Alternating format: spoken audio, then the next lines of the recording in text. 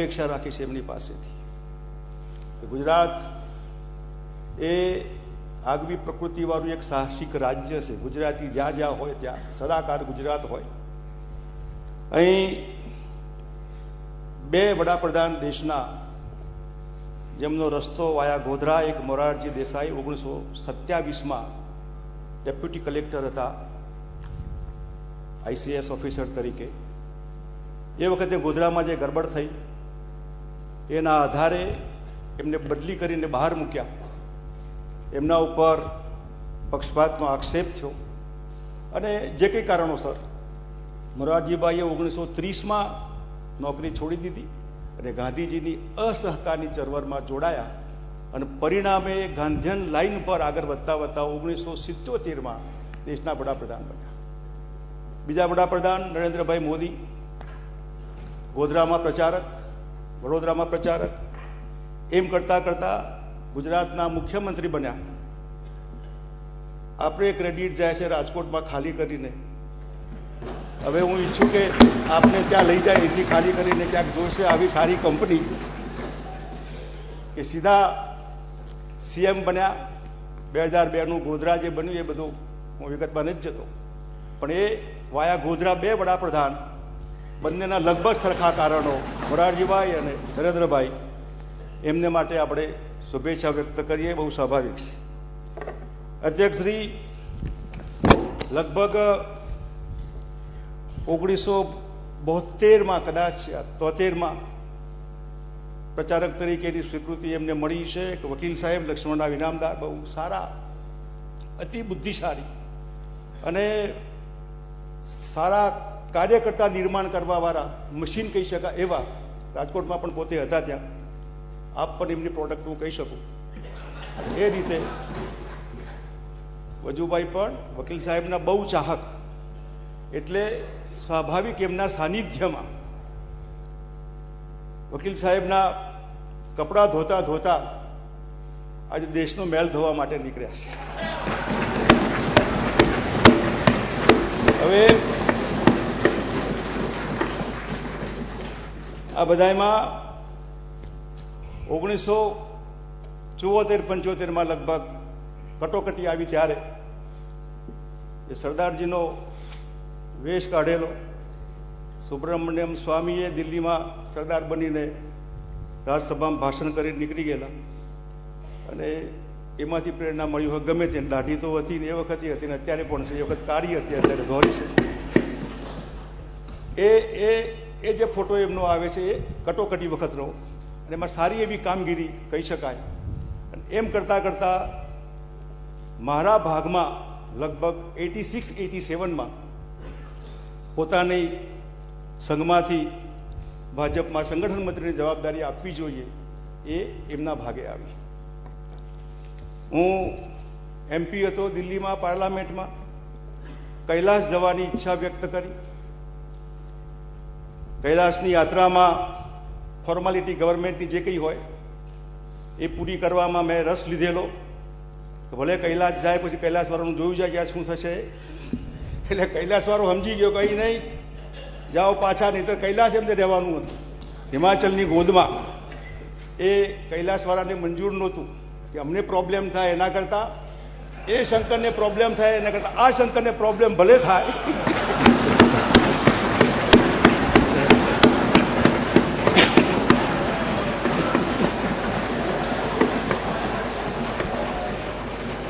એટલે એમને અહીં પાછા મોકલી આપ્યા.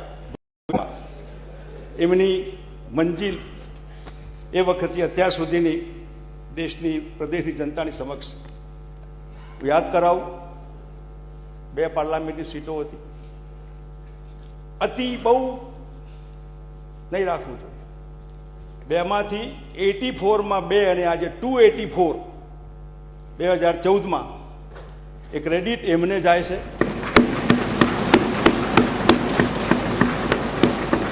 એ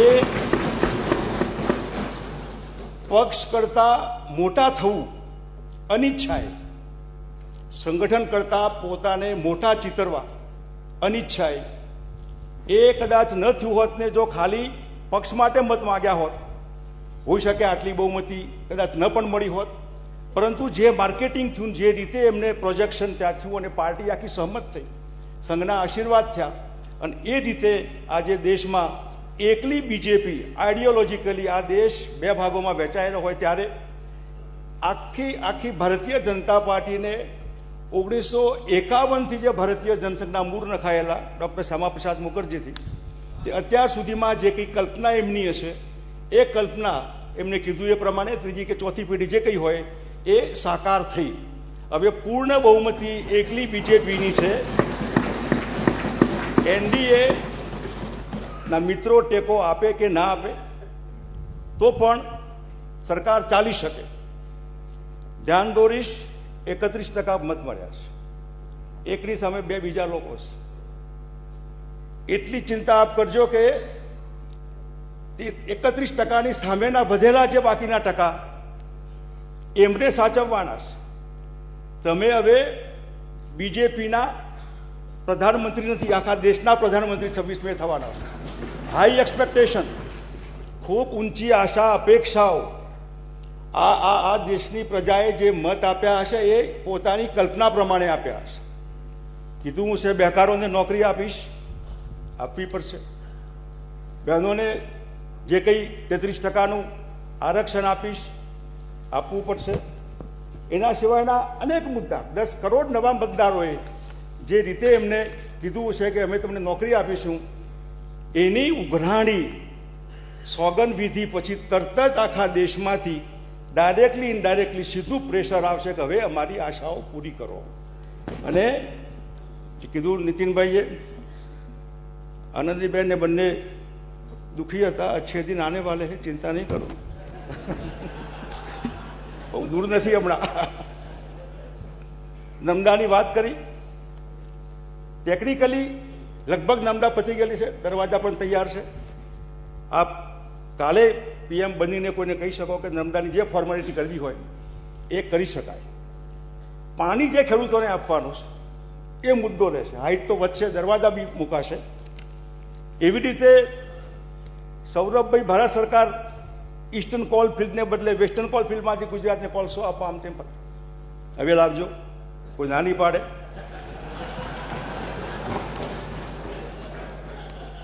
એવું ગેસ ગ્રીડ ગુજરાતમાં. હું આ એટલા માટે ગુજરાતના મુદ્દા કહું છું કે હવે ગુજરાત આશા રાખશે ગુજરાતી પાસે. એટલે gas grid, crude royalty, petrochemical hub Gujarat બનવું જોઈએ, 2009માં બની જવું જોઈએ. ગેસ, પેટ્રોલ, ડીઝલ, ખાતર સસ્તું થવું જોઈએ. એટલું નહીં, શક્ય હોય તો જેટલી મિનરલ્સ પ્રોડક્ટ દેશમાં અલગ અલગ રાજ્યોમાંથી નીકળે છે એ રાજ્યોને એનો હિસ્સો આપવો જોઈએ, રોયલ્ટી નહીં, હિસ્સો. આ હિસ્સો આપવામાં નક્કી થાય ક્રાઇટેરિયા તો માનું ત્યાં સુધી ખૂબ પછાત રાજ્યો, આસામ હોય યા છત્તીસગઢ હોય કે ઇવન ઓડિશા, આ મિનરલ્સના લીધે ગુજરાત પણ એમાં આવી જાય, બહુ મોટો ફાયદો થશે. એટલે હવે ક્રૂડ રોયલ્ટી હોય એ ડબલ થાય, જે માગણી કરેલી. મેટ્રો રેલ પ્રોજેક્ટ ક્યાં છે ક્યાં નહીં, કરી શકાય. લોકોની આશાઓ છે કે આપણે પણ ત્યાં મેટ્રો હોવી જોઈએ. હવે કોઈ આડું નથી આવવાનું, સરકારી તમારી છે. એટલું નહીં, એના સિવાય બાકીના જે કેન્દ્ર સરકારના સેન્ટ્રલ સેલટેક્સ જે ગુજરાતના ભાગે આવવાના નાણાં હતા એ બી માગીને આપણે થાક્યા તો પણ ભારત સરકારે નથી આપ્યા. મનમોહનસિંહજી હતા એટલે નહોતા બોલતા, હવે તો બોલવું પડશે, બોલતા વડાપ્રધાન છે આપણા. સેન્ટર ફોર કોટન એક્સેલન્સ, દેશમાં ગુજરાતનો કપાસ પકવતો ખેડૂત ખૂબ સારી ક્વોલિટી એક્સપોર્ટ કરી શકાય એવું એને ધ્યાનમાં રાખીને જે કંઈ સેન્ટર ફોર કોટન એક્સેલન્સ સ્થાપવું જોઈએ એ પેન્ડિંગ અરજી છે એ પૂરી થાય. સર્વ શિક્ષા અભિયાનના 2200 કરોડ કરતાં વધારે રૂપિયા છે, લઈ આવાય. ગીર સેન્ચુરી 270 કરોડનો જે રોડનો પ્રોજેક્ટ છે કિલોમીટરનો, 600 કરોડ રૂપિયાનો આશરે લગભગ, એ બી પૂરો થાય. અંકલેશ્વર, અમદાવાદના વટવા વિસ્તારના જે કંઈ પોલ્યુટેડ એરિયાસ એની જે માગણી હતી એ પૂરી થાય. મરીન ઇન્સ્ટિટ્યૂટ આવડો મોટો સમુદ્ર કિનારો લગભગ 1600 કિલોમીટરનો, એમાં સારા એવા વિસ્તારમાં મરીન ઇન્સ્ટિટ્યૂટની સ્થાપના થાય. હવે કોઈ આડે આવવાનો સવાલ નથી આવતો એમાં. અને બાકીના બહુ વિગતમાં હું નથી જતો, પણ જે અપેક્ષાઓ છે લોકોની કે ભ્રષ્ટાચાર નાબૂદ થશે, મિકેનિઝમ શું હોઈ શકે, પારદર્શકતા એટલી હોય કે લોકોને ખબર પડે કે કરપ્શન ચાલી રહ્યો છે. એ નાબૂદીમાં પહેલું પગલું કાલે જ ભરવું પડશે. મતલબ પીએમ થયા પછી તરત જ લોકોને રિયલાઇઝ થશે કે હા, હવે એક એક્ટ શરૂ થયું. દાઉદ ક્યાંક અફઘાનિસ્તાનમાં ગયો સાહેબ, અમેરિકાએ ઓબામાને પકડી પાડેલો. એમ હવે ઓબામાનું તો મોત છે, ઓબામાને પ્રોબ્લેમ થવાનું છે. સાહેબને આમંત્રણ આવશે એટલે સીધી રેલી વોશિંગ્ટન હશે, 50 લાખ ઇન્ડિયન્સ અમેરિકન્સની. ઉતર્યા પછી સીધી વોશિંગ્ટન. ઓબામાને ખબર પડશે કે અત્યાર સુધી જે વિઝા નહોતા આપતા, હવે જખ મારીને દેશના પ્રાઇમ મિનિસ્ટરને તમે વિઝા આપો છો. એની પાર્ટીને પણ જો એ તો એના 2 ટર્મ પૂરી થઈ, પણ એની પાર્ટીમાં ત્રીજા માણસને પણ જરૂર હોય તો એમના આશીર્વાદ ત્યાં હશે તો એનો મેળ પડશે, બાકી નહીં પડે. એટલે દાઉદને પણ જ્યાં હોય ત્યાંથી પકડી લાવવા માટેનું ત્રાસવાદનું મૂળ જો આપણે એને સમજતા હોય તો બાંગ્લાદેશીઓને કાઢી મૂકવાની વાત છે. કાળું નાણું દુબઈ હોય કે સ્વિટ્ઝરલેન્ડ, બાબા રામદેવને એમ્બેસેડર બનાવજો આ કાળા નાણાં લાવવા માટેના. લઈ આવો બાબા ગમે ત્યાંથી. એવી રીતે મોંઘવારી ઉપરનો કાબુ, એ 6 મહિનામાં 25% મોંઘવારી ઘટાડીશું. મનમોહન સિંહજીએ અમે લોકોએ 100 દિવસ કીધેલા, એમને સમજીને ડબલ કર્યું છે. આ 6 મહિના આપણે 6 મહિના નહીં, 12 મહિના પછી ઉઘરાણી કરીશું. સાહેબ હવે કેટલે આવ્યું જરા બતાવો. બહુ કાઠું છે આ બધું. એટલે એ પોતે એમાં મોંઘવારી ઓછી થાય, રિસેશન છે દેશમાં, મંદી ઓછી થાય. માંસની નિકાસ બંધી, પિંક રિવોલ્યુશન. ગુજરાતમાં ગાયો કપાય છે, ગાયોનું માંસ રોજ પકડાય છે. હું દેશના આવતીકાલના વડાપ્રધાનને વિનંતી કરીશ કે પકડાતું વાહન ને પકડાયેલા માણસોને 302ની કલમ લાગે, જે અંદર હોય એને ગૌના માંસ પકડાય એમાં. એવો કડક કાયદો એ હવે કોઈ કહી નહીં શકે કે દિલ્હીનો કાયદો નરમ છે કે રાજ્યનો કાયદો નરમ છે.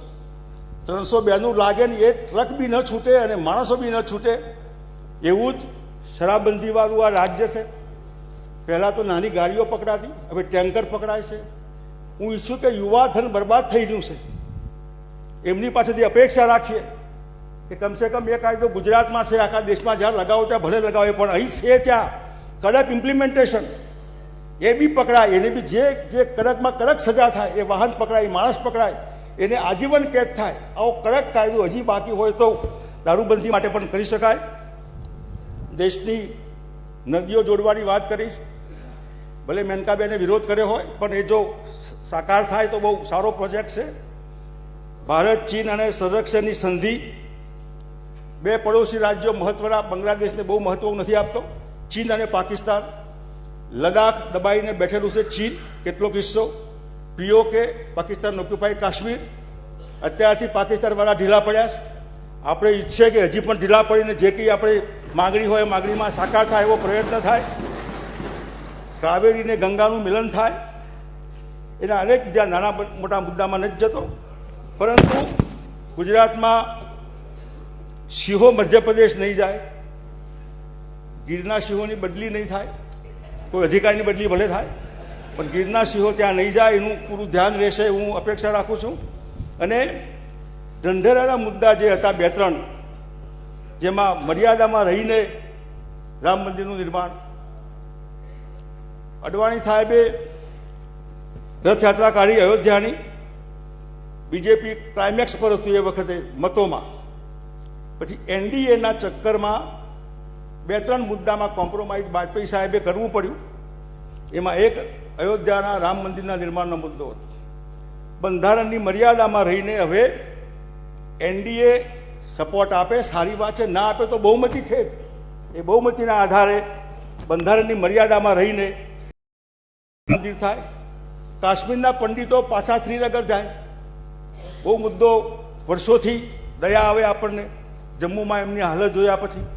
હવે કોઈ ના કહેનાર નહીં હોય, ના કહેનાર હોય તો ખબર પડે કે ના કેમ પાડે તું. હવે અમારા કાશ્મીરના પંડિતોને ત્યાં વસાવો, ફરજિયાત વસાવવા પડશે. સમાન નાગરિક act, common civil code implement કરાય અને 100 નવા શહેરો બનાવવાના છે. એ ધોલેરા જેવાની ખેડૂતોની જમીન નહીં, સારા નવા સિટીઝ બને એવી કલ્પના અમે આપણી પાસેથી રાખીએ છીએ.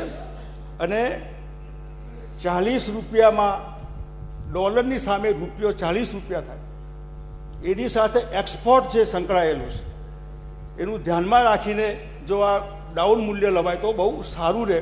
40 તો 45 થાય તો પણ ઘણી બધી દેશની ઇકોનોમીને એમાંથી સદ્ધરતા મળશે. એક્સપોર્ટનું ખાલી ધ્યાનમાં રાખવાનું છે. અને છેલ્લે સીબીઆઈ જે ખાસ બહુ વખતથી એની કમ્પ્લેઇન છે આપણને, તો સીબીઆઈમાં જ્યુડિશિયલ બોર્ડ એનું બને જે સુપરવાઇઝ કરે આ સીબીઆઈના ફંક્શનિંગને. કોઈ પાર્ટીનું વાજિંત્ર ન બને. આજે આ સરકાર છે, કાલે બીજી સરકાર હશે, એવા વખતે સીબીઆઈનું ઇન્સ્ટિટ્યૂટ એ ઘણા લોકોને પોલિટિકલ હેરેસ કરે છે.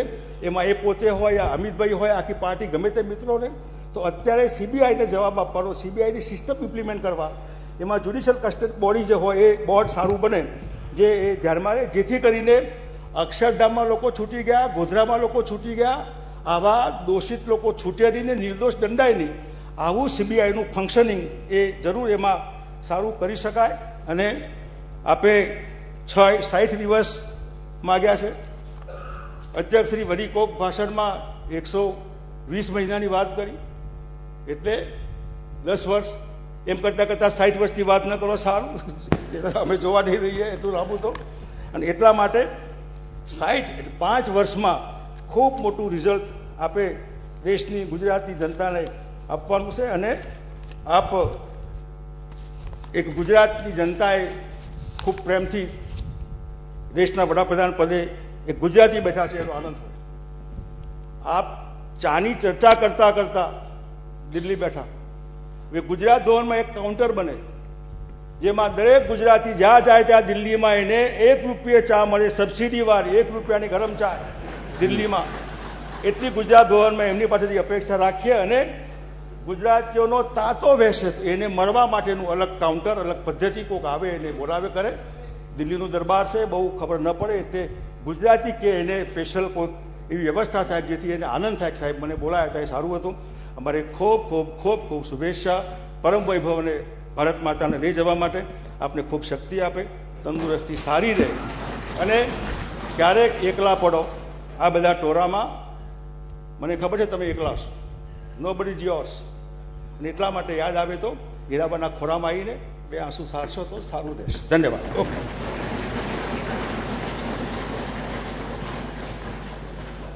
માનનીય મુખ્યમંત્રી શ્રી નરેન્દ્રભાઈ.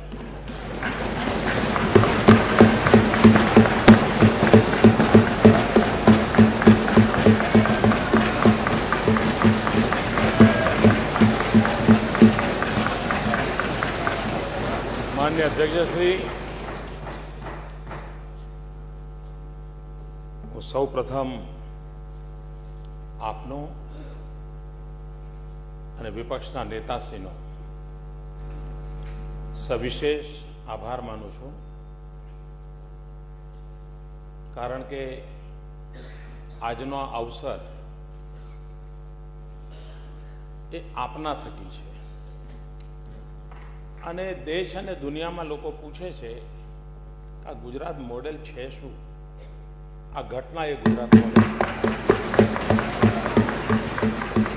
આ ઘટના પોતે જ ગુજરાત મોડેલ છે કે જ્યાં સૌ સાથે મળીને સારું કરવા માટેનું મંથન કરતા હોય છે, મનોમંથન કરતા હોય છે. આજે અહીંયા ગુજરાતના શ્રેષ્ઠીજનો પણ પ્રેક્ષક દીર્ઘામાં પધાર્યા છે.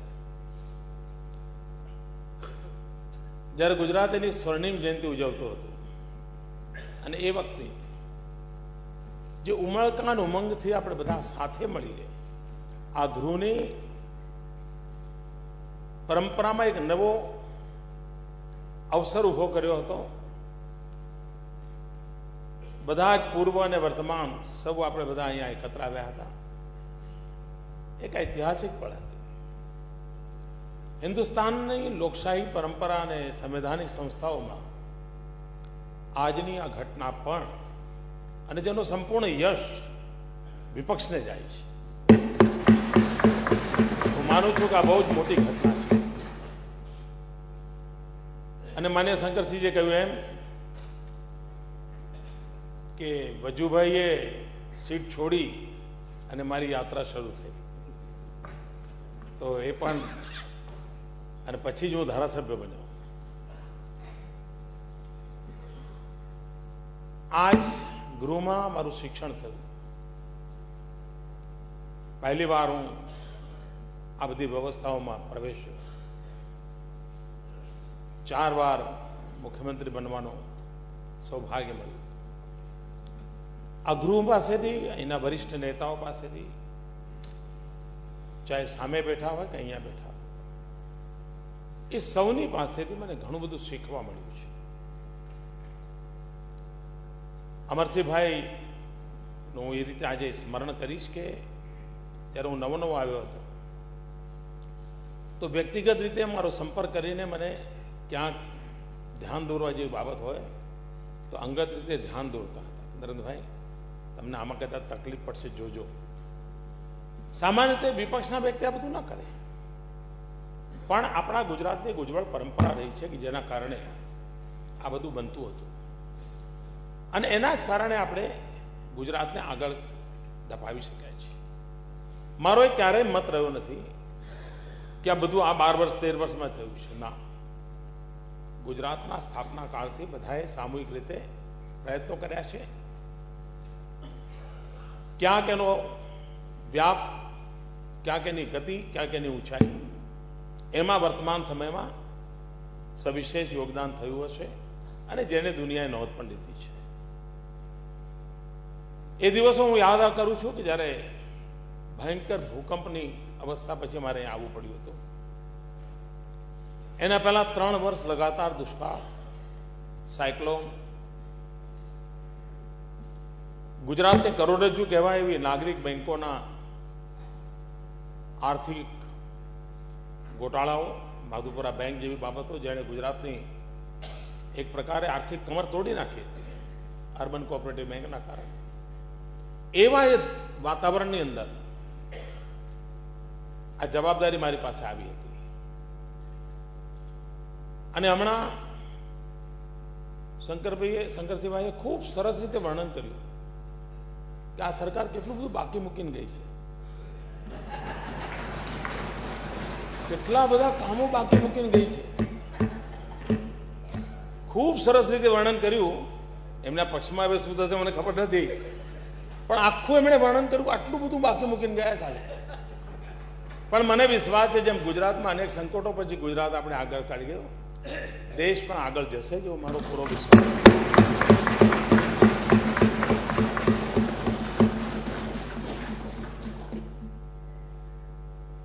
શંકરસિંહભાઈ હવે ગૌરવથી કહી શકશે કે દેશના પ્રધાનમંત્રી મારી મોટરસાયકલ પર ફરતા હતા.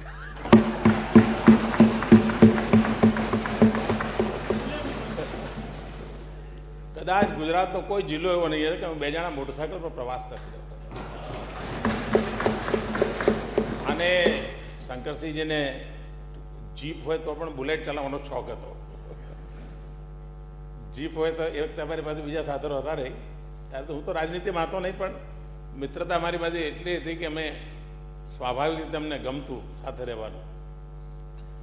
અને આજે પણ મારી વ્યક્તિગત પણ એને ચિંતા કરી એટલે એ જૂની વાતો સ્વાભાવિક રીતે સ્મરણ થતી હોય છે. એ વાત નિશ્ચિત છે કે લોકશાહી પરંપરામાં સંવૈધાનિક સંસ્થાઓનું ખૂબ મૂલ્ય છે. અહીંયા મારા સાથી પક્ષના મિત્રોને કદાચ ખબર નહીં હોય, પણ જ્યારે આપણું વિધાનસભા ગૃહ મળતું હતું અને પ્રશ્નોત્તરી કાળ, ગરમા ગરમી બધું ચાલે અને મીડિયાના મિત્રોને પણ મજા આવે એવું સરસ સરસ બધું ગોઠવાતું હતું. પણ મેં સરકારમાં એક એવી વ્યવસ્થા ઊભી કરી હતી અને હું માનું છું કે જેનો ગુજરાતને લાભ થશે. હું સરકારમાં એવો આગ્રહી હતો કે મારે માટે ધારાસભ્ય એ લોકશાહીમાં સર્વોપરી છે. એ કોઈ પણ પક્ષનો કેમ ન હોય. હાઉસમાં તો મીડિયાને કારણે અમારે બધું આમ કર્યા કરવું પડે છે, નહીં તો બધું ઉલટું ચાલે. અને મીડિયાનો લાભ સૌથી વધારે મળે તો સરકારી અધિકારીઓને મળે છે. હકીકતે આ હાઉસમાં સાથે મળીને સરકારી જે તંત્ર છે એની સામેનો આક્રોશ વ્યક્ત થવો જોઈએ, એની ઉણપો વ્યક્ત થવી જોઈએ. પણ કમનસીબે એક એવી પરંપરા ઊભી થઈ છે કે એમાં પક્ષ વિપક્ષની લડાઈમાં જ્યાં ખરેખર દબાણ પેદા થવું જોઈએ નથી થતું. તો એનો એક ઉપાય મેં શોધ્યો કે ભલે વિપક્ષના લોકોના પ્રશ્નો હોય, ભલે કદાચ ડિબેટમાં ન આવ્યા હોય, પણ દરેક વિભાગ એ બધા પ્રશ્નોને એનાલિસિસ કરે. ખરેખર ધારાસભ્ય પ્રશ્ન પૂછ્યો એટલે જનતાનો અવાજ જ હોય, એમાં કશું ચાલે જ નહીં સરકારી અધિકારી. અને મેં એના જવાબ માંગે છે આમ એક. અને સરકારી તંત્રને, અને તમે જોયું હશે કે હાર્ડલી 5-7% પ્રશ્નો એવા હતા જે આપણે રિપીટ થતા હતા. કારણ એ નહોતું કે અહીંયા જવાબ આપી દીધો.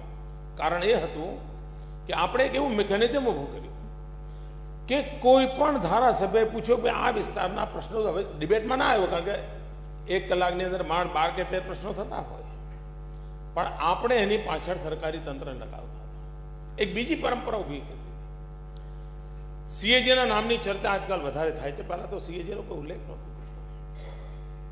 સીએજીના પેરા આવે, સામાન્ય રીતે એકાદ દિવસ છાપામાં છપાય અને વાત પૂરી થઈ જાય.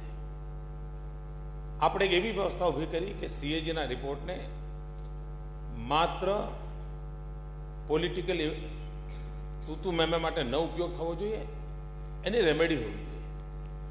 અને સરકારમાં આપણે સ્ટ્રિક્ટ સૂચનાઓ આપી કે સીએજીના પેરાના મૂળ શું છે, કેમ આ પેરા આવ્યો. એવું નહીં કે હવે ફ્રી થયું, એકવાર બદનામ થઈ ગયા હવે શું, ના, એના કરેક્ટ કરવાના મેજર લેવા જોઈએ. આ એવી કેટલીક વ્યવસ્થાઓ વિકસાવી છે કે જેના કારણે હાઉસની મર્યાદાઓ થઈ ગઈ છે. મેં કહ્યું એમ ટુ મચ પોલિટિસાઇઝ થઈ ગઈ છે અને જ્યાદાતર મીડિયામાં આવે હોશમાં બધું થતું હોય છે. પણ રાજ્યનું ભલું કરવા માટે એમાં કોઈ નવા ઉપાયો શોધવા જોઈએ. અને આ નવા ઉપાયો શોધવાનો પ્રયાસ આપણે સફળતાપૂર્વક કરી શક્યા છીએ. ગુજરાતની વિકાસ યાત્રા બાબતમાં માની લઈએ કે આ 12 વર્ષમાં વિકાસ થયો છે, તો મોદીની સફળતા એમાં નથી કે આજે વિકાસ થયો. મોદીની સફળતા એમાં છે કે મોદીના ગયા પછી વિકાસની યાત્રા તેજ ગતિથી ચાલે. અને મને આ હાઉસમાં બેઠેલા સૌ સાથીઓ પર પૂરો ભરોસો છે.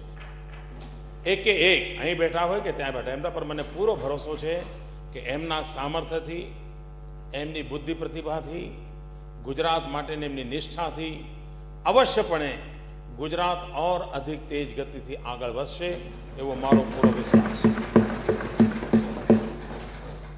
એક और પ્રયાસ આ કાર્યકાળ દરમિયાન કરવાનો મારો રહ્યો છે. વ્યક્તિ આધારિત વ્યવસ્થાઓ એનું આયુષ્ય બહુ લાંબુ નથી હોતું. અગર જો સ્થાયી ભાવ કેળવવો હોય તો આઈડિયાઝને ઇન્સ્ટિટ્યુશનલાઇઝ કરવા જોઈએ. અને જો આઈડિયાઝને ઇન્સ્ટિટ્યુશનલાઇઝ કરીએ તો વ્યક્તિઓ આવે અને જાય એ વ્યવસ્થાઓ પરિણામ આપતી હોય છે. ગુજરાતનું ગયા 12-13 વર્ષના કાલખંડને મને ખબર નથી ક્યારે કોણ એનું મૂલ્યાંકન કરશે, તો એક મહત્વનું મૂલ્યાંકન એમાં એ થશે કે આપણે ત્યાં સંસ્થાઓને સશક્ત બનાવવાનો પ્રયાસ થયો છે. અને જેટલી સંસ્થાઓ સશક્ત થશે, જેટલા આઈડિયા ઇન્સ્ટિટ્યુશનલાઇઝ થશે, વ્યવસ્થા આપોઆપ એને રિસ્પોન્ડ કરતી જશે. અને કદાચ સામાન્ય રાજનીતિક ડિબેટમાં આટલી બધી બારીકીથી ચર્ચાઓ થતી નથી હોતી, પણ ગુજરાત આ દ્રષ્ટિથી ખૂબ મોટું યોગદાન આપીને જશે. દેશ આઝાદ થયા પછીની જે પ્રારંભિક કાલખંડ છે એ પ્રારંભિક કાલખંડમાં આ દિશામાં ખૂબ કામ થયા હતા, ખૂબ ઉત્તમ પ્રકારની સંસ્થાઓના નિર્માણ થયા હતા આઝાદી પછી.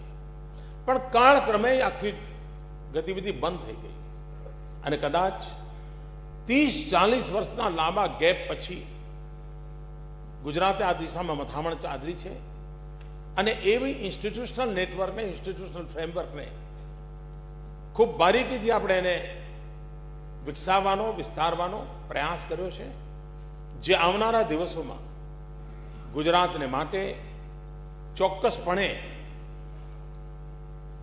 એક ઉર્જાવાન રાજ્ય બનાવવા માટે, એક ગતિશીલ રાજ્ય બનાવવા માટે ચોક્કસપણે ઉપકારક થશે એવો મારો પૂરો વિશ્વાસ છે.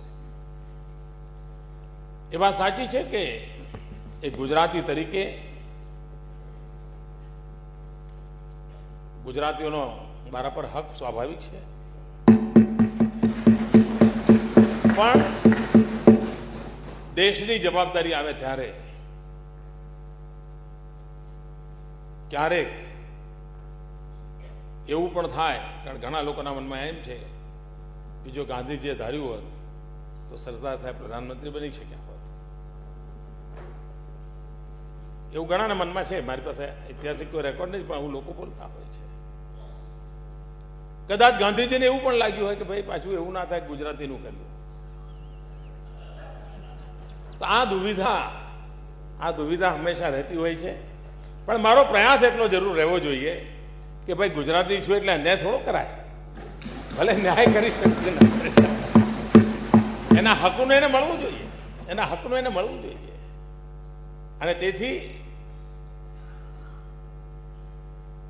દેશના કોઈ પણ ખૂણાને એવું ઓછું ના આવવું જોઈએ કે ભાઈ અમારી તરફ આંખમાં કમી છે ને પેલી બાજુ આંખમાં અમી છે, એવું ના હોય છે.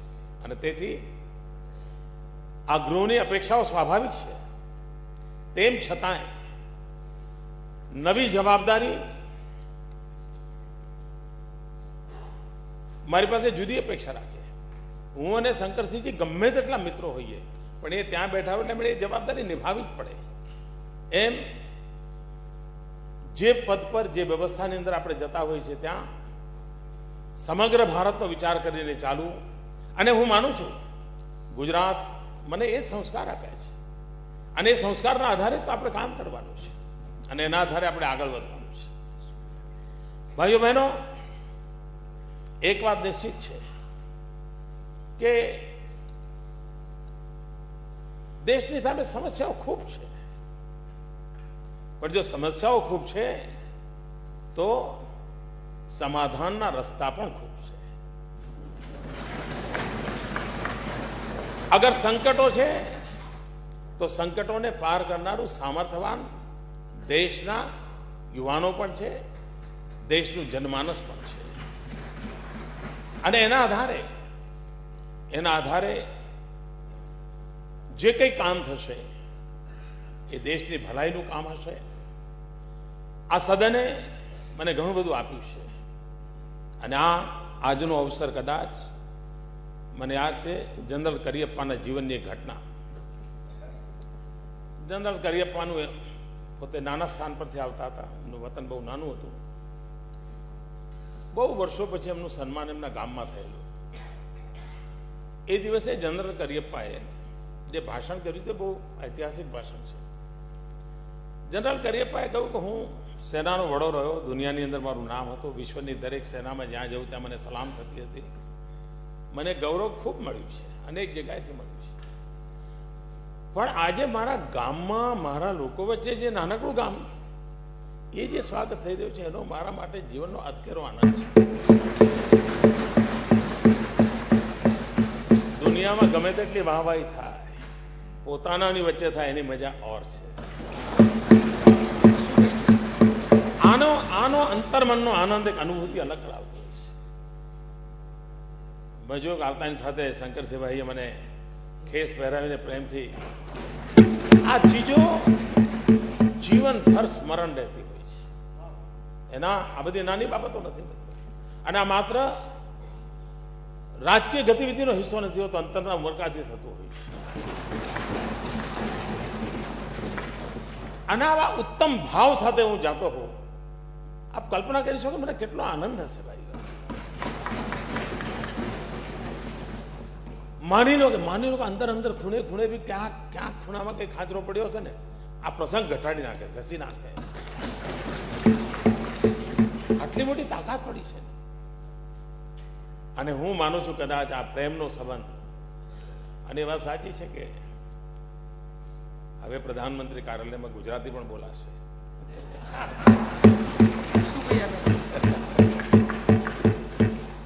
ખમણ ઢોકરા પણ ખવાશે, ખાખરાનું માર્કેટ વધશે. આ માણસ જતો હોય ત્યારે પોતાનું ઘણું બધું લઈને સાથે જતો હોય છે. પણ એક મોટી જવાબદારી છે ને, આપની શુભકામનાઓ મને ખૂબ મોટી તાકાત આપશે, મને પૂરો વિશ્વાસ છે. અને મને મારામાં જેટલો વિશ્વાસ છે એના કરતા વધારે આપ સૌ સ્વજનોની શુભકામનાઓમાં વિશ્વાસ. એ શુભકામનાઓ મારી પ્રેરણા છે, એ શુભકામનાઓ મારું સામર્થ્ય છે. અને હું આ સદનને વિશ્વાસ આપું છું, કારણ કે આના પછી આ સદનમાં મને પ્રવેશ ક્યારેય શક્ય બનશે કે નહીં. કોઈ એવો પ્રસંગ આવે જ્યારે ગુજરાતના 75 ઉજવાતા હોય ને કંઈક સામૂહિક એક વખતની સરકાર કરે ને જૂના બોલાવે તો વાત જુદી છે. મારા માટે આ સદનમાં એક વાત મારે કહેવી પડશે કે હું સદનમાં ખૂબ ઓછું બોલ્યો, કદાચ બોલ્યો જ નથી એમ કહું તો ચાલે. શરૂઆતમાં 1 કે 2 વાર બોલ્યો હતો. અને તેથી મને ઇવન અમારા સાથી પક્ષના મિત્રો પણ દરેક વિધાનસભામાં કહેતા હતા, સાહેબ બહાર તો બધો લાભ મળે છે, અમને કેમ નથી મળતો. પણ મારી એક મનની હંમેશા લાગણી રહી હતી કે સદનમાં મારે સૌને સાંભળવા જોઈએ. અને આપણે જોયું હશે ખૂબ ધીરજપૂર્વક હું બધાને સાંભળતો હતો. અને આપણે એ પણ માર્ક કર્યો છે કે પ્રતિપક્ષના ઘણા બધા વિચારોને આપણે સરકારમાં અમલ કર્યા. કદાચ રાજકીય કારણોસર ક્રેડિટ નહીં આપ્યું હોય, જાહેર નહીં કર્યું હોય અમે, પણ તમારામાંથી જે નીકળતી વાતો હતી ઘણી બધી અમને કામમાં આવતી હતી. કારણ સકારાત્મક બાબતો ઘણી નીકળતી હતી. એનો પણ સરકારના બજેટમાં, ગવર્નરશ્રીના ભાષણમાં ક્યાંય ને ક્યાંય તમે જો શોધતો ધ્યાનમાં આવશે, હા યાર આ તો મેં કહ્યું હતું. એવી ઘણી બાબતો છે. અને હું માનું છું એ સામૂહિકતાની શક્તિ છે. અને એના આધારે જ આપણે બધાએ સાથે મળીને ગુજરાતની સેવા કરી છે. એને ઓર અધિક શક્તિથી કરીશું. અને એ વાત સાચી છે કે મોસાળમાં જમણ હોય અને માં પીરસનારી હોય તો જરા સહેલું પડે. એક વચન મેં વર્ષો પહેલા બળવંતસિંહને આપેલું છે, જાહેર કરવામાં વાંધો નહીં બળવંતસિંહભાઈ. 2005 થી બળવંતસિંહભાઈ એક વાત લઈને મારી પાસે આવ્યા કરે છે કે સાહેબ ગમે તે થાય તમે પ્રધાનમંત્રી કાર્યાલય મને ચા પીવડાવજો. 2005 થી. ત્યારે મને ખબર નહોતી કે બારે કોઈ પ્રધાનમંત્રી કાર્યાલયમાં બેસવાનું થશે. ખેર, મિત્રોની લાગણી, આ ભાવ આજે સાકાર રૂપ થઈ રહ્યું છે. હું ફરી એકવાર આ સદનનો, આપ સૌ માન્ય ધારાસભ્યોનો હૃદયપૂર્વક આભાર માનું છું. 13 વર્ષના કાર્યકાળ 2001 થી અહીં આપની વચ્ચે છું. ચોથી અમારી ટર્મ છે. કામ કરતા કરતા ક્યાંય કોઈ ક્ષતિ રહી હોય, ક્યાંક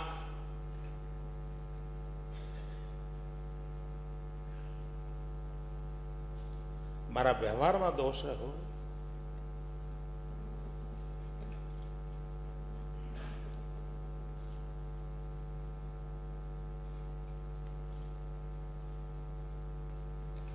કોઈ ઉણપ રહી હોય, વર્તમાનમાં જે બેઠા છે તે અને અગાઉ જે આ સદનમાં હતા તે જાણે અજાણે કોઈ પણ એવી ઉણપ રહી હોય તો આ પળ છે મિચ્છામી દુક્કડમની. આપ સૌ ઉણપો વચ્ચે પણ, મર્યાદાઓ વચ્ચે પણ હંમેશા મને જે સાથ સહકાર આપ્યો છે એ બદલ આ બધા જ કાર્યકાળ દરમિયાન આ સદનમાં રહેલા સૌ મહાનુભાવોનો આદર કરું છું, એમને વંદન કરું છું, આ પવિત્ર ગૃહને વંદન કરું છું અને ફરી એકવાર માન્ય અધ્યક્ષજીનો આભાર માનું છું અને વિશેષ કરીને પ્રતિપક્ષનો આભાર માનું છું કે એક ઉત્તમ સુખદ વાતાવરણ, આવું સૌભાગ્ય બહુ ન મળે ભાઈ, જે મને મળ્યું છે, જે આપે આપ્યું છે, એ બદલ સવિશેષ પ્રતિપક્ષનો આભાર માનું છું અને આપને માટે દિલ્હી માટે અલગ કાઉન્ટરની જરૂર નથી. પરમાત્માએ આપેલું છે એ કાઉન્ટર તમારું જ છે. ધન્યવાદ ભાઈ.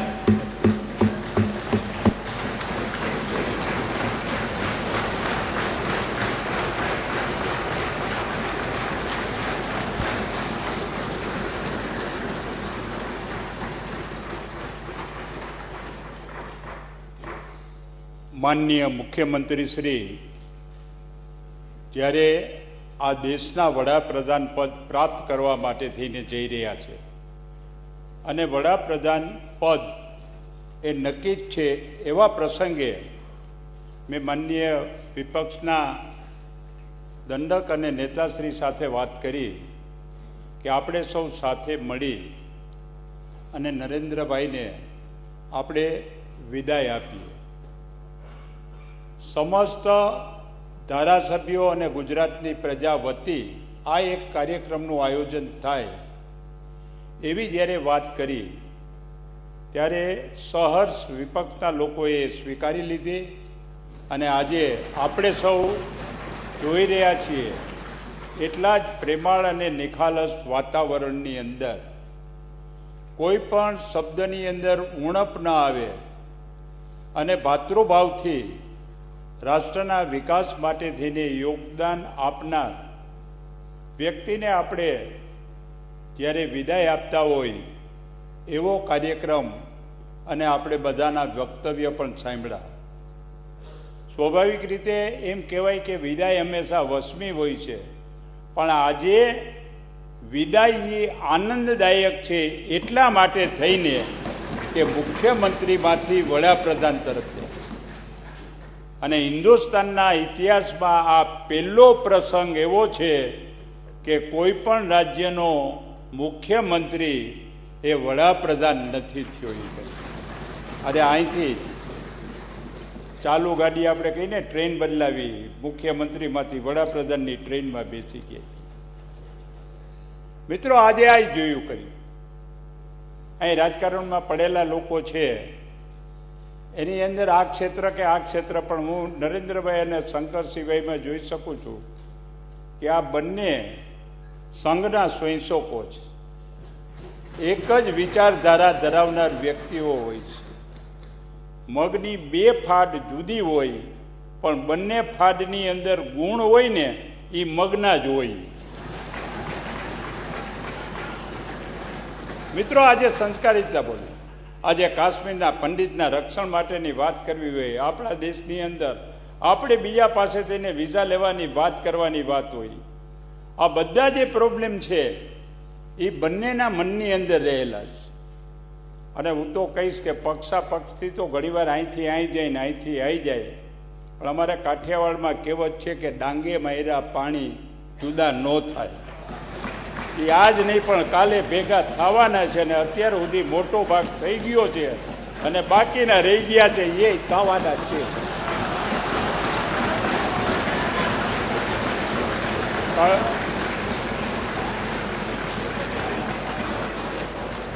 કારણ કે આ વાત છે ને એ લોહીના સંસ્કારની વાત છે. એક જ વકીલ સાહેબ હોય અને વકીલ સાહેબના કપડાં ધોવાની વાત હોય, વકીલ સાહેબ જે જમીને રીતે થાય, હું ખબર છે. 1955ની અંદર વકીલ સાહેબ જ્યારે રાજકોટમાં આવ્યા, 7 લક્ષ્મીનગરની અંદર કાર્યાલય હતું. વ્યક્તિ દિવસમાં કોઈને ત્યાં જે એકવાર જમે અને સાંજે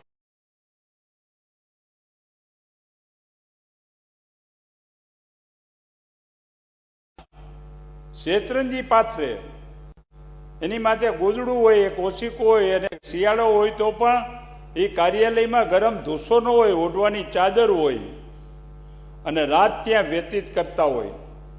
જે ભારતીય સંસ્કૃતિની અંદર simple living and high thinking એનું જે ઉત્કૃષ્ટ ઉદાહરણ હોય તો એ વકીલ સાહેબ હતા, લક્ષ્મણ ઇનામદાર, અને એના ગુણ આ બંને વ્યક્તિઓએ પ્રાપ્ત કર્યા છે, શંકરસિંહને આજે.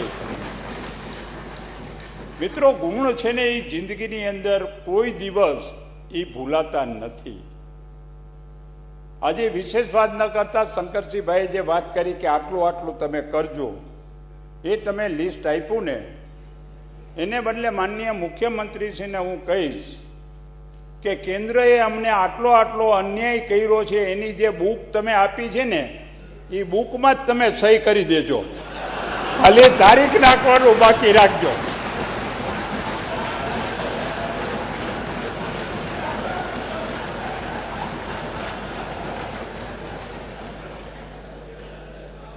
હમણાં મેં એક ભાઈને પૂછ્યું, મેં કે તમે કેવી રીતે જીતી ગયા? કીધું આ વિપક્ષ. મને કે ગઈ ચૂંટણીમાં હું આ પક્ષમાંથી આ પક્ષમાં આવ્યો, પણ ગઈ ચૂંટણીની અંદર નરેન્દ્રભાઈ વિરુદ્ધની અંદર જેને વાત કરી હતી ને, એ જ મેં રેકર્ડ સંભળાવી. જો કે 4 મહિના પહેલા આમ બોલતા હતા ને હવે આમ બોલે છે. મિત્રો, આજે હું કહીશ કે વિકાસના કામ માટે થઈને રાજ્યએ કેટલો વિકાસ કર્યો. ચોક્કસ હું કહીશ કે ગુજરાત મોડલ પ્રમાણે આખા હિન્દુસ્તાનને ગુજરાત મોડલ તમે સમર્પિત કરો. ગામે ગામ રસ્તા આપો, ગામે ગામ પાણી આપો, ગામે ગામ એજ્યુકેશન આપો, ગામે ગામ આરોગ્ય આપો. પણ હું એટલું કહીશ કે આપણા દેશની અંદર આ જે ભૌતિક છે સુખ, એને નથી પ્રાપ્ત કરતા. આજે આપણા દેશની અંદર સંસ્કારિતા છે ને, અને એમાંય ખાસ કરીને ગુજરાતની સંસ્કારિતા, કે નવરાત્રિના દિવસોની અંદર રાતના 12 વાગે ને 1 વાગે જુવાન દીકરી ગમે ત્યાં જઈ શકતી હોય, છતાંય એને ઊની આંચ ન આવે, એ ગુજરાતની સંસ્કારિતા આખા દેશમાં પ્રસ્થાપિત કરો. અને આપણે શાસન કરતા હંમેશા હોય તો ભગવાને 2 આંખ આપી હોય, તો શાસન કરતાના બંને આંખની અંદર, એક આંખની અંદર દરિદ્ર દેવો ભવ, ગરીબ વર્ગના લોકો માટે થઈને લાગણી હોય, પ્રેમ હોય, મમતા હોય, કરુણા હોય, અને બીજા આંખની અંદર દુષ્કૃત્ય કરનાર સામે આજે રોષ હોય.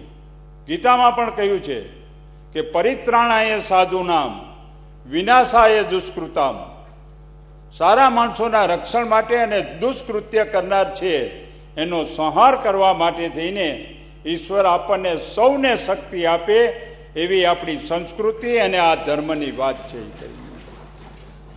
મિત્રો, આજે આપ કહે કે આતંકવાદ આટલો ફેલાયેલો છે, ગમે એની અંદર આતંકવાદથી બીવાની શું જરૂર છે?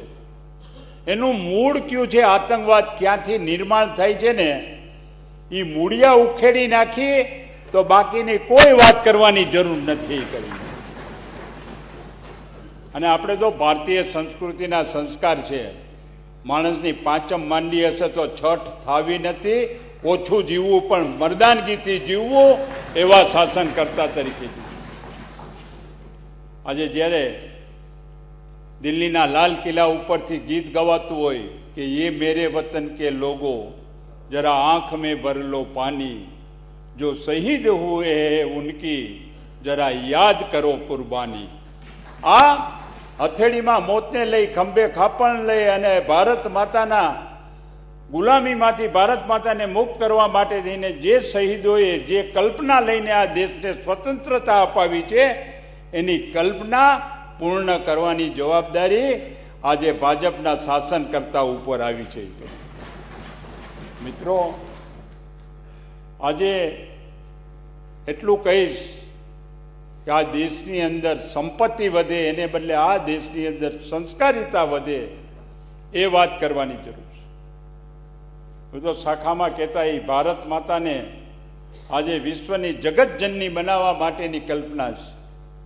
અને જગતજનની એટલે પૈસાદાર નહીં, સંસ્કારિતાથી સભર. જે દિવસે એમ કહેવાય છે કે સિકંદરના ગુરુ એરિસ્ટોટલને જેથી સિકંદર હિન્દુસ્તાન ઉપર ચડે એને કહ્યું કે બોલો ગુરુદેવ, હું હિન્દુસ્તાન ઉપર ચડાઈ કરવા જાઉં છું અને ત્યાંથી આપને જે જોતું હોય હું લેતો આવું. ત્યારે એના ધર્મગુરુ એરિસ્ટોટલે કહ્યું કે મારે કોઈ વસ્તુ નથી જોતી. ગુરુદેવને બહુ આગ્રહ કર્યો, કહેતા હો તો હીરા મોતી લઈ આવું, ત્યાંથી સારા ચિત્રો લઈ આવું, ત્યાંથી સારી શિલ્પની કૃતિઓ લઈ આવું, તમે કંઈક તો મગાવો. ત્યારે સિકંદરના ધર્મગુરુ એરિસ્ટોટલે એ વિશ્વ વિજેતા સિકંદરને કહ્યું કે તું હિન્દુસ્તાન જા અને ચડાઈ કરીને જાય, અને તારે જો મારા માટે કાંઈ લાવવું હોય તો એક સામાન્ય માણસ લેતો આવજો. તો કે સામાન્ય માણસને તમે શું કરશો ગુરુદેવ? કે હિન્દુસ્તાનનો સામાન્ય માણસ, એની અંદર જે સંસ્કારિતા પડી છે એ મારા માટે ગુરુતુલ્ય બરાબર હશે. એ કરી આપણે સૌ સંપત્તિના વારસદાર નથી, સંસ્કારિતાના વારસદાર છે ને. આવું સંસ્કારિતાથી સભર એવું રાષ્ટ્ર નિર્માણ કરવાનું છે અને એ જ કલ્પનાથી જવાનું છે.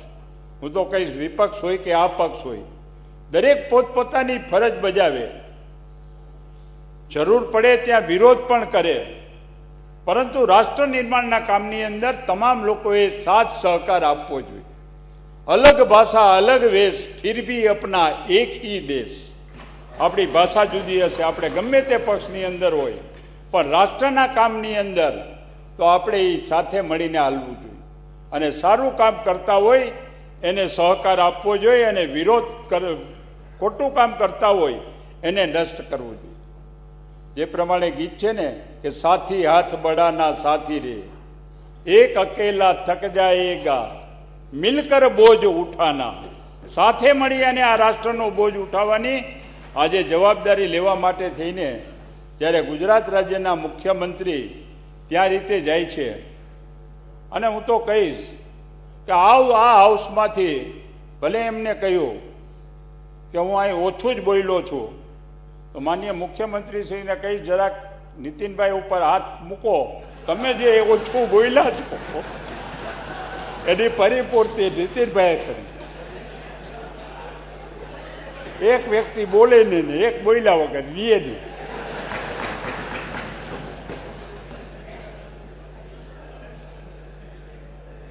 અહીંયા આનંદ પણ મેળવો છે, અહીંયા સમજદારી પણ મળવી છે, અહીંયા અનુભવ પણ મેળવા છે.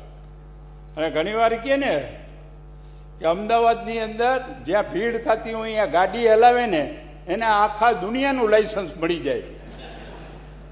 એમ જ્યારે ગુજરાતનું શાસન કર્યું હોય, કારણ કે અહીં ચતુર લોકો પણ છે, એક લોકો હોય એ એકથી ચડિયાતા હોય કરી, અને એની વચ્ચે રહી થયું છે. આપણે પરમ કૃપાળુ પરમાત્માને પ્રાર્થના કરી કે આપણા મુખ્યમંત્રી જ્યારે વડાપ્રધાન થાય છે ત્યારે વેપાર ક્ષેત્રે એને વાણિયા જેવી એ વણિક બુદ્ધિ આપે, બ્રાહ્મણ જેવું એમને સંસ્કૃતિના રખેવાળ તરીકેનું બ્રહ્મ જ્ઞાન આપે, અને ક્ષત્રિય જેવું આજે એને ક્ષત્ર એટલે દુષ્કૃત્ય કરનારનો નાશ કરવા માટેની શક્તિ આપે. અને આના માટે થઈને મા ભવાની અને જગદંબા તમામ દેવદેવતાઓ એને ખૂબ શક્તિ આપે, અને રાષ્ટ્રના નિર્માણની અંદર આપણે બધા સાથે મળી અને એમને જે કંઈ પોઝિટિવ વર્ક કરવાના છે એની અંદર આપણે ખૂબ એને પ્રોત્સાહન આપી અને એ સાથે આપણે વિદાય આપી કે અમને હંમેશા યાદ કરજો. શંકરસિંહે જે નોંધ મૂકી છે એ કદાચ અહીં તો એમના માટે થઈને જૂની હશે, કારણ કે બંને મેં પહેલાં કહ્યું એમ એક મગની ફાડ છે. બંને વકીલ સાહેબ નીચે તૈયાર થયેલી વ્યક્તિઓ છે, સંઘની વિચારધારા છે, કામ અલગ હશે, અને આપણે સૌ સાથે મળી અને રાષ્ટ્રના નિર્માણ માટે થઈને જ્યારે ગુજરાત રાજ્યના મુખ્યમંત્રી વડાપ્રધાન પ્રાપ્ત કરવા માટે જઈ રહ્યા છે ત્યારે સમસ્ત હાઉસ વતી અને આ હાઉસની અંદર તમામ આપણે જે પ્રજાના પ્રતિનિધિ છે એટલે સમસ્ત ગુજરાત રાજ્ય વતી એમને ખૂબ ખૂબ શુભેચ્છા પાઠવીએ. આભાર. હવે એક જનમન ગીત થશે રાષ્ટ્રીય, આપણે સૌ ઉભા રહીશું.